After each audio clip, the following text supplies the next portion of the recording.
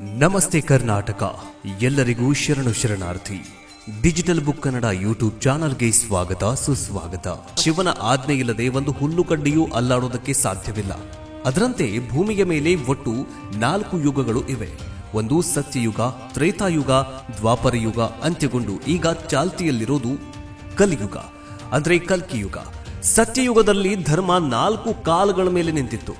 ಮತ್ಸ್ಯ, ಹಯಗ್ರೀವ, ಕುರ್ಮ ಮತ್ತು ನರಸಿಂಹ ಅವತಾರಗಳು. ನಂತರ ತ್ರೇತಾಯುಗದಲ್ಲಿ ಧರ್ಮ 3 ಕಾಲುಗಳ ಮೇಲೆ ನಿಂತಿರತ್ತೆ. ವಾಮನ, ಪರಶುರಾಮ ಮತ್ತು ಶ್ರೀರಾಮಚಂದ್ರನ ಅವತಾರ. ಮುಂದಿನ ಯುಗ ದ್ವಾಪರ ಯುಗ. ಈ ಕಾಲದಲ್ಲಿ ಧರ್ಮ 2 ಕಾಲುಗಳ ಮೇಲೆ ನಿಂತಿತ್ತು. ಶ್ರೀಕೃಷ್ಣನ ಅವತಾರ. ಈಗ ಕಲಿಯುಗ ಶುರುವಾಗಿದೆ. ಈಗ ನಾವು ಕಲಿಯುಗದಲ್ಲಿದ್ದೀವಿ. ಈ ಕಾಲದಲ್ಲಿ ಧರ್ಮ ಒಂದೇ ಒಂದು ಕಾಲ ಮೇಲೆ ನಿಂತಿದೆ. ಗೌತಮ ಬುದ್ಧ ಮತ್ತು ಕಲ್ಕಿ ಅವತಾರ. ಇನ್ನು ಕಲಿಯುಗ ಅಂತಂದ್ರೆ ಏನು? ಮಾನವ ಭಗವಂತನನ್ನ ಅತಿಯಾಗಿ ದ್ವೇಷ ಮಾಡುವುದು, ಅದಕ್ಕೆ ಕಲಿ ಅಂತ ಕರೀತಾರೆ. ಈ ಒಂದು ಕಾಲವನ್ನ ಅಂತ್ಯ ಮಾಡುವುದಕ್ಕೆ ಬರ್ತಾನೆ, ಅವನೇ ಕಲ್ಕಿ. ಅದಕ್ಕೆ ಕಲಿಯುಗ ಅಂತ ಹೆಸರಿಡಲಾಗಿದೆ. ಇನ್ನು ಶಾಸ್ತ್ರಗಳ ಪ್ರಕಾರ ಕಲಿಯುಗವು ಅಂತ್ಯಗೊಂಡಿತು, ಆದರೆ ಅದರ ಪ್ರಭಾವವು ಪ್ರಪಂಚದಾದ್ಯಂತ ಇನ್ನೂ ವ್ಯಾಪಕವಾಗಿದೆ.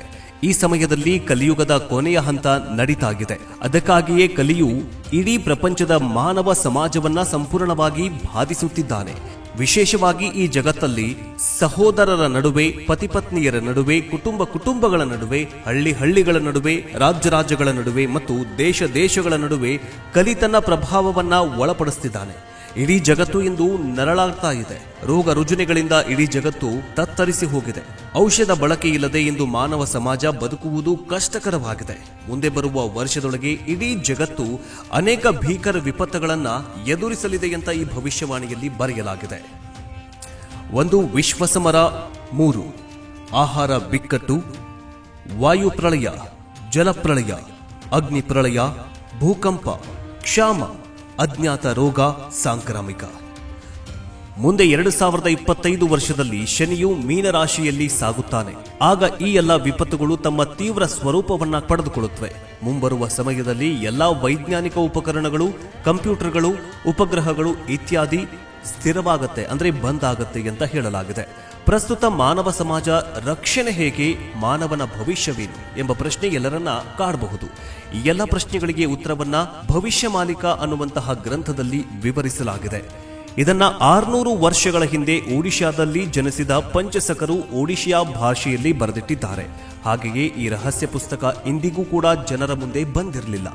ಪಂಚಸಖರಾದ ಅಚ್ಯುತಾನಂದ ದಾಸ್, ಬಲರಾಮ ದಾಸ್, ಶಿಶು ಅನಂತ ದಾಸ್, ಯಶವಂತ ದಾಸ್, ಜಗನ್ನಾಥ ದಾಸರು ಭಗವಾನ್ ಕೃಷ್ಣನ 5 ಸ್ನೇಹಿತರ ಪುನರ್ಜನ್ಮವಾಗಿತ್ತು. ಧಾಮ, ಸುಧಾಮ, ಸುಬಲ, ಸುಭಾವು, ಸುಭಕ್ಷ ಬರೆದಿರುವಂತಹ ಭವಿಷ್ಯ ಮಾಲಿಕೆಯು 1,84,000 ಗ್ರಂಥಗಳನ್ನು ಹೊಂದಿದೆ. ಒಡಿಶಾದಲ್ಲಿ ಪುರಿ ಜಗನ್ನಾಥ ಸ್ವಾಮಿಯವರ ಮಾರ್ಗದರ್ಶನದ ಮೇರೆಗೆ ಈ ಭವಿಷ್ಯವಾಣಿಯನ್ನ ರಚಿಸಲಾಗಿದೆ. ಭವಿಷ್ಯ ಮಾಲಿಕ ಕಲಿಯುಗವು 4,32,000 ವರ್ಷಗಳ ಬದಲಾಗಿ 5,125 ವರ್ಷಗಳಲ್ಲಿ ಯಾಕೆ ಕೊನೆಗೊಳ್ಳುತ್ತೆ, ಅದರ ಲಕ್ಷಣಗಳೇನು, ಅದು ಯಾವಾಗ ಕೊನೆಗೊಳ್ಳುತ್ತೆ, ಕಲ್ಕಿ ಭಗವಾನ್ ಎಲ್ಲಿ ಮತ್ತು ಯಾವಾಗ ಹುಟ್ಟುತ್ತಾನೆ, ಅವರ ಲೀಲೆಗಳ ಬಗ್ಗೆ, ಭಕ್ತರು ಹೇಗೆ ಉದ್ಧಾರ ಆಗ್ತಾರೆ ಮತ್ತು ಹೇಗೆ ರಕ್ಷಣೆ ಪಡೆಯುತ್ತಾರೆ ಎಂಬುದರ ಬಗ್ಗೆ ವಿವರಿಸಲಾಗಿದೆ. ಪ್ರಪಂಚದಾದ್ಯಂತ ಪ್ರಸ್ತುತ ನೈಸರ್ಗಿಕ ವಿಕೋಪಗಳ ಕಾರಣ ಹವಾಮಾನ ಬದಲಾವಣೆ ಅಂತ ನೀವು ಯೋಚಿಸ್ತಾ ಇರಬಹುದು. ಆದರೆ ಇದು ನಿಜವಲ್ಲ. ಇವುಗಳು ಕೇವಲ ಪ್ರಾರಂಭವಾಗಿದೆಯಷ್ಟೇ. ಮುಂದಿನ ದಿನಗಳಲ್ಲಿ ಅವು ಹಲವಾರು ಪಟ್ಟು ಅಧಿಕವಾಗಲಿವೆ ಅಂತ ಹೇಳಲಾಗಿದೆ. ಹಾಗಾದ್ರೆ ಮುಂದಿನ ದಿನಗಳಲ್ಲಿ ಯಾವೆಲ್ಲ ವಿಕೋಪಗಳು ಸಂಭವಿಸಲಿವೆ ಅನ್ನೋದನ್ನ ನೋಡೋದಾದ್ರೆ, ಪಂಚಭೂತ ಪ್ರಳಯ, ಭೂಕಂಪ 16ರ ತೀವ್ರತೆ, ಉಲ್ಕಾಪಾತ ಬೀಳುವಿಕೆ ಅಂದ್ರೆ ಬೆಂಕಿ ಮಳೆ, ಉಲ್ಕಾಪಾತ ಬೀಳುವುದು, ಅಪಘಾತಗಳು, ರೋಗಗಳು, ಕೋಮು ಹಿಂಸಾಚಾರ, ವಿಶ್ವಯುದ್ಧ, ಬರ ಮತ್ತು ಆಹಾರ ಮತ್ತು ನೀರಿನ ಕೊರತೆ, ಮನುಷ್ಯರು ಮನುಷ್ಯರನ್ನ ಕೊಂದು ತಿನ್ನಲು ಪ್ರಾರಂಭಿಸುತ್ತಾರೆ, ಅಸ್ವಾಭಾವಿಕ ಸಾವುಗಳು, ವೈದ್ಯರು ಸಹ ಕಾರಣವನ್ನ ಕಂಡುಹಿಡಿಯೋದಕ್ಕೆ ಅಶಕ್ತರಾಗುವಂತಹ ಸಾವು ನೋವುಗಳು ಸಂಭವಿಸುತ್ತವೆ. ಉತ್ತರ ಅಂಟಾರ್ಟಿಕ್ ಪ್ರದೇಶವು ಕರಗುವುದು. ಇದು ಪ್ರಳಯ, ಬ್ರಹ್ಮ ಪ್ರಳಯ ಅಲ್ಲ. ಕೇವಲ ವರ್ಷಗಳಲ್ಲಿ ಅಂದ್ರೆ 2023 ಕೆಲವು ವರ್ಷಗಳಲ್ಲಿ ಅಂದ್ರೆ 2029, 2030ರ ಹೊತ್ತಿಗೆ 90%ಕ್ಕಿಂತ ಅಧಿಕ ವಿಶ್ವ ಜನಸಂಖ್ಯೆಯು ನಾಶವಾಗುತ್ತೆ. ಕೇವಲ 64 ಕೋಟಿ ಜನರು ಮಾತ್ರ ಉಳಿಯುವರು. ಭಾರತದಿಂದ 31 ಕೋಟಿ, ಪ್ರಪಂಚದ ಇತರೆ ಭಾಗಗಳಿಂದ 33 ಕೋಟಿ. 2024-25ರಲ್ಲಿ 3ನೇ ಮಹಾಯುದ್ಧ, ಅಂದ್ರೆ ಈ ಯುಗದ ಪ್ರಕಾರ 4ನೇ ಮಹಾಯುದ್ಧ ಅಂದ್ರೆ ಶನಿಯು ಮೀನರಾಶಿಗೆ ಪ್ರವೇಶಿಸುವ ಸಮಯದಲ್ಲಿ ಪ್ರಾರಂಭವಾಗಲಿದೆ ಅಂತ ಬರೆದಿಡಲಾಗಿದೆ. ಇನ್ನು ಇದಿಷ್ಟೇ ಇಲ್ಲದೆ 13 ಮುಸ್ಲಿಂ ರಾಷ್ಟ್ರಗಳು ಸೇರಿಕೊಂಡು ಭಾರತದ ಮೇಲೆ ಚೀನಾ ಯುದ್ಧ ಮಾಡಲಿದೆ ಅಂತ ಈ ಒಂದು ಗ್ರಂಥದಲ್ಲಿ ಬರೆದಿಡಲಾಗಿದೆ. ಈಗಾಗಲೇ ಭಾರತವನ್ನ ನಡೆಸ್ತಾ ಇರೋ ಮೋದಿಯವರು ಪವರ್ಫುಲ್ ರಾಷ್ಟ್ರಗಳನ್ನ ತಮ್ಮತ್ತ ಸೆಳೆತಿದ್ದಾರೆ. ಅಲ್ಲದೆ ಯಾವುದೇ ಒಂದು ಡಿಸಿಷನ್ ತೆಗೆದುಕೊಳ್ಳಬೇಕಂದ್ರೂ ಅಮೆರಿಕ, ರಷ್ಯಾ, ಜಪಾನ್ ದೇಶಗಳು ಭಾರತವನ್ನೇ ಕೇಳೋ ಮಟ್ಟಕ್ಕೆ ಬಂದು ನಿಂತಿವೆ. ಇದಕ್ಕೆ ಪಕ್ಕದ ಚೀನಾ ದೇಶಕ್ಕೆ ಸಹಿಸಿಕೊಳ್ಳೋದಕ್ಕಾಗ್ತಾ ಇಲ್ಲ. ಚೀನಾದ ದೊಡ್ಡ ಮಾರ್ಕೆಟ್ ಆಗಿದ್ದ ಭಾರತ ಸ್ವದೇಶಿ ಅಂತ ಹೇಳಿಕೊಂಡು ಚೀನಾ ಪ್ರಾಡಕ್ಟ್ಗಳನ್ನ ಬ್ಯಾನ್ ಮಾಡಿತ್ತು. ಚೀನಾ ಆಪ್ಗಳನ್ನೇ ಬೇಡ ಅಂತ ಮೋದಿ ಒಂದು ದೊಡ್ಡ ಕ್ರಾಂತಿಯನ್ನ ಮಾಡಿದ್ರು. ಮೋದಿ ಸ್ವದೇಶಿ ಮಂತ್ರವನ್ನ ಜಪಿಸಿದ್ರು. ಭಾರತ ಕೊಟ್ಟ ಹೊಡೆತದಿಂದ ಚೀನಾ ಕೋಟಿ ಕೋಟಿ ಲಾಸ್ ಮಾಡಿಕೊಂಡಿದೆ. ಆದ್ರೆ ಈಗ ಚೀನಾ ಭಾರತದ ವಿರುದ್ಧ ಸೇಡು ತೀರಿಸಿಕೊಳ್ಳೋದಕ್ಕೆ ತುದಿಗಾಲಲ್ಲಿ ನಿಂತಿದೆ. ಆದ್ರಿಂದ 16ನೇ ಶತಮಾನದಲ್ಲಿ ಬರೆದಿಟ್ಟಿರೋ ಅಚ್ಯುತಾನಂದ ಸ್ವಾಮೀಜಿಗಳ ಕಾಲಜ್ಞಾನದ ಪ್ರಕಾರ ಚೀನಾ 13 ಮುಸ್ಲಿಂ ರಾಷ್ಟ್ರಗಳ ಒಟ್ಟಿಗೆ ಸೇರ್ಕೊಂಡು ಭಾರತದ ಮೇಲೆ ಯುದ್ಧ ಸಾರಲಿದೆ ಅಂತ ಭವಿಷ್ಯದಲ್ಲಿ ನುಡಿಯಲಾಗಿದೆ. ಈ ಯುದ್ಧವು 2024ರಿಂದ 2030ರ ಮಧ್ಯದಲ್ಲಿ ಆರಂಭವಾಗಲಿದೆ ಅಂತ ಹೇಳಲಾಗಿದೆ. ಈಗಾಗಲೇ ಚೀನಾ ಏನ್ ಮಾಡ್ತಾ ಇದೆ ಅಂತಂದ್ರೆ ಭಾರತದ ಸುತ್ತಮುತ್ತಲ ಇರುವಂತಹ ರಾಷ್ಟ್ರಗಳಿಗೆ ಫಂಡಿಂಗ್ ಮಾಡಿಕೊಂಡು ಅಲ್ಲಿ ಜನಾಂದೋಲನ ಹಿಂಸಾಚಾರವನ್ನ ಮಾಡಿ ಭಾರತದ ವಿರುದ್ಧ ಎತ್ತಿ ಕಟ್ಟುವ ಪ್ರಯತ್ನ ಮಾಡ್ತಾ ಇದೆ. ಈಗಾಗಲೇ ಬಾಂಗ್ಲಾದೇಶದಲ್ಲೂ ಕೂಡ ಆಗಿದ್ದು ಇದೆ, ಶ್ರೀಲಂಕಾದಲ್ಲೂ ಆಗಿದ್ದು ಇದೆ, ಪಾಕಿಸ್ತಾನದಲ್ಲೂ ಕೂಡ ಆಗ್ತಾ ಇರೋದು ಇದೆ. ಎಲ್ಲೆಲ್ಲಿ ವಿಶ್ವದ ಬೇರೆ ಬೇರೆ ಕಡೆಗಳಲ್ಲಿ ಹಿಂದೂಗಳನ್ನ ಕಂಡು ಅಲ್ಲಿ ಸುಟ್ಟು ಹಾಕ್ತಿದ್ದಾರೆ. ಇದರಿಂದಾಗಿ ಬೇರೆ ದೇಶಗಳಲ್ಲಿರುವಂತಹ ಹಿಂದೂಗಳು ಸೇಫ್ ಅಲ್ಲ. ಮರಳಿ ಭಾರತ ದೇಶಕ್ಕೆ ಬಂದ್ರೆ 2032ರ ನಂತರ ಇಡೀ ವಿಶ್ವ ಮತ್ತೆ ಹಿಂದೂ ರಾಷ್ಟ್ರವಾಗುತ್ತೆ.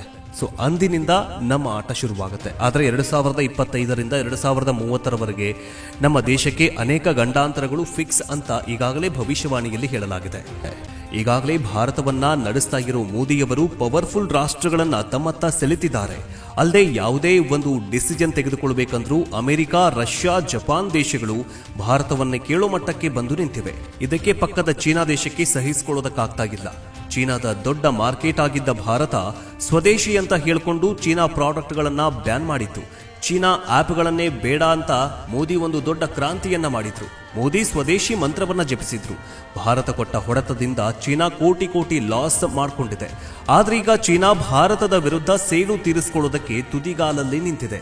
ಆದ್ರಿಂದ 16ನೇ ಶತಮಾನದಲ್ಲಿ ಬರೆದಿಟ್ಟಿರೋ ಅಚ್ಯುತಾನಂದ ಸ್ವಾಮೀಜಿಗಳ ಕಾಲಜ್ಞಾನದ ಪ್ರಕಾರ ಚೀನಾ 13 ಮುಸ್ಲಿಂ ರಾಷ್ಟ್ರಗಳ ಒಟ್ಟಿಗೆ ಸೇರ್ಕೊಂಡು ಭಾರತದ ಮೇಲೆ ಯುದ್ಧ ಸಾರಲಿದೆ ಅಂತ ಭವಿಷ್ಯದಲ್ಲಿ ನುಡಿಯಲಾಗಿದೆ. ಈ ಯುದ್ಧವು 2024ರಿಂದ 2030ರ ಮಧ್ಯದಲ್ಲಿ ಆರಂಭವಾಗಲಿದೆ ಅಂತ ಹೇಳಲಾಗಿದೆ. ಈಗಾಗಲೇ ಚೀನಾ ಏನ್ ಮಾಡ್ತಾ ಇದೆ ಅಂತಂದ್ರೆ ಭಾರತದ ಸುತ್ತಮುತ್ತಲ ಇರುವಂತಹ ರಾಷ್ಟ್ರಗಳಿಗೆ ಫಂಡಿಂಗ್ ಮಾಡಿಕೊಂಡು ಅಲ್ಲಿ ಜನಾಂದೋಲನ ಹಿಂಸಾಚಾರವನ್ನ ಮಾಡಿ ಭಾರತದ ವಿರುದ್ಧ ಎತ್ತಿ ಕಟ್ಟುವ ಪ್ರಯತ್ನ ಮಾಡ್ತಾ ಇದೆ. ಈಗಾಗಲೇ ಬಾಂಗ್ಲಾದೇಶದಲ್ಲೂ ಕೂಡ ಆಗಿದ್ದು ಇದೆ, ಶ್ರೀಲಂಕಾದಲ್ಲೂ ಆಗಿದ್ದು ಇದೆ, ಪಾಕಿಸ್ತಾನದಲ್ಲೂ ಕೂಡ ಆಗ್ತಾ ಇರೋದು ಇದೆ. ಎಲ್ಲೆಲ್ಲಿ ವಿಶ್ವದ ಬೇರೆ ಬೇರೆ ಕಡೆಗಳಲ್ಲಿ ಹಿಂದೂಗಳನ್ನ ಕಂಡು ಅಲ್ಲಿ ಸುಟ್ಟು ಹಾಕ್ತಿದ್ದಾರೆ. ಇದರಿಂದಾಗಿ ಬೇರೆ ದೇಶಗಳಲ್ಲಿರುವಂತಹ ಹಿಂದೂಗಳು ಸೇಫ್ ಅಲ್ಲ. ಮರಳಿ ಭಾರತ ದೇಶಕ್ಕೆ ಬಂದ್ರೆ 2032ರ ನಂತರ ಇಡೀ ವಿಶ್ವ ಮತ್ತೆ ಹಿಂದೂ ರಾಷ್ಟ್ರವಾಗುತ್ತೆ. ಸೊ ಅಂದಿನಿಂದ ನಮ್ಮ ಆಟ ಶುರುವಾಗುತ್ತೆ. ಆದರೆ 2025ರಿಂದ 2030ರವರೆಗೆ ನಮ್ಮ ದೇಶಕ್ಕೆ ಅನೇಕ ಗಂಡಾಂತರಗಳು ಫಿಕ್ಸ್ ಅಂತ ಈಗಾಗಲೇ ಭವಿಷ್ಯವಾಣಿಯಲ್ಲಿ ಹೇಳಲಾಗಿದೆ.